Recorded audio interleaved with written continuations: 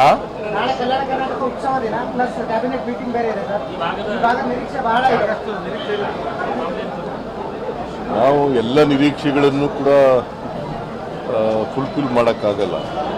ಆದರೆ ಕೆಲವು ಇಂಪಾರ್ಟೆಂಟು ವಿಚಾರಗಳಿಗೆ ಪರಿಹಾರ ಕೊಡಲಿಕ್ಕೆ ಪ್ರಯತ್ನ ಮಾಡ್ತೀವಿ.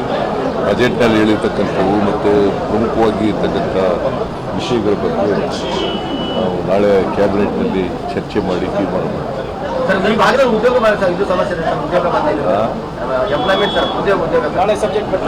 ಅದು ಸಬ್ಜೆಕ್ಟ್ ಬರ್ತಾ ಇದೆ ಉದ್ಯೋಗದ ಬಗ್ಗೆ.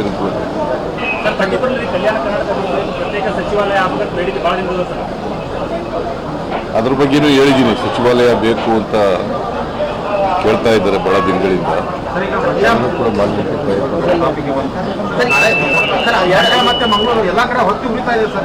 ಯಾವುದು ಇವತ್ತು ಉಳಿತಾ ಇದೆಯಾ?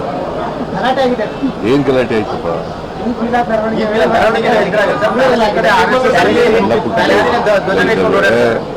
ನಾಗಮಂಗಲ ಶಾಂತವಾಗಿದೆ. ನೀವು ಅಶಾಂತಿ ಮಾಡಬೇಕು ಅಂತಲ್ಲ.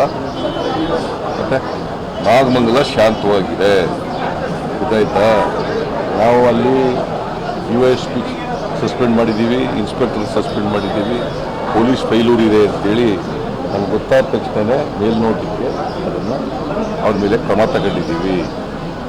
ಮತ್ತು ಅಲ್ಲಿ ಏನು ನಷ್ಟ ಆಗಿದೆ, ಅಂಗಡಿಗಳು ಬೆಂಕಿ ಬಿದ್ದು ಏನು ನಷ್ಟ ಆಗಿದೆ, ಮೋಟರ್ ಬೈಕ್ ಅವಕ್ಕೆಲ್ಲ ಪರಿಹಾರ ಕೊಡ್ತಕ್ಕಂಥ ಕೆಲಸವನ್ನು ಮಾಡ್ತೀವಿ.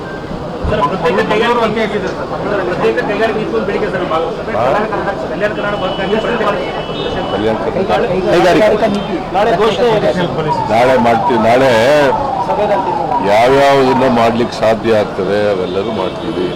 ನಾವು ಕಲ್ಯಾಣ ಕರ್ನಾಟಕದ ಪರವಾಗಿರೋರು ಅಲ್ವಾ? 371J ಮಾಡಿದವ್ರು ಯಾರು?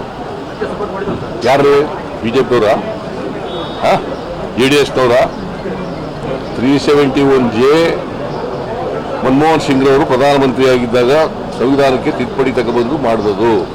ಅದಕ್ಕೆ ಪ್ರಯತ್ನ ಮಾಡಿದವರು ಮಾನ್ಯ ಖರ್ಗೆಯವರು ಮತ್ತು ಧರ್ಮಸಿಂಗ್ ಅವರು, ಗೊತ್ತಾಯ್ತಾ? 2013ರಲ್ಲಿ ನಮ್ಮ ಸರ್ಕಾರ ಇದ್ದಾಗ ಅದಕ್ಕೆ ಒಂದು ಕಮಿಟಿ ಮಾಡಿ ಅದನ್ನು ಜಾರಿ ಕೊಟ್ಟವರು ನಾವು, ಗೊತ್ತಾಯ್ತಾ? BJP ಅಲ್ಲ. BJP ವಾಜಪೇಯಿ ಪ್ರಧಾನಮಂತ್ರಿ ಆಗಿರುವಾಗ ಸಂವಿಧಾನಕ್ಕೆ ತಿದ್ದುಪಡಿ ಮಾಡೋಕ್ಕಾಗಲ್ಲ ಅಂತ ಉತ್ತರ ಕೊಟ್ಟಿದ್ದಾರೆ SM ಕೃಷ್ಣ ಅವ್ರಿಗೆ. ಗೊತ್ತಾ ನಿಮಗೆ ಅದು? ಈ ತಲೆ ಕುಣಿಸ್ತೀಯಲ್ಲಪ್ಪ, ಗೊತ್ತಾ? ಏನಂತ ಬರೆದಿದ್ರು? ಯಾರು ಬರೆದಿದ್ರು? ಯಾರಿಗೆ ಬರೆದಿದ್ದರು? Mister Advani, home minister and deputy chief prime minister.